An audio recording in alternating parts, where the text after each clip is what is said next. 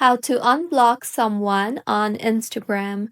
Hello everyone, I am Bishaka and welcome to our channel. Now let's get right into the tutorial.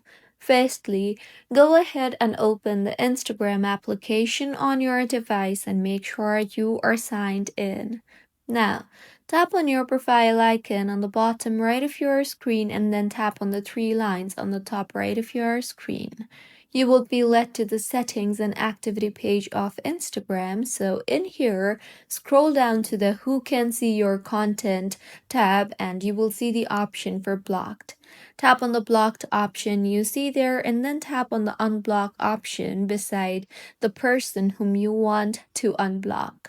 Now, in the confirmation that appears, tap on unblock again, and with this, that particular individual will be unblocked. So, this is how you can unblock someone on Instagram. If you find this tutorial helpful, please like the video and do comment if you have any queries.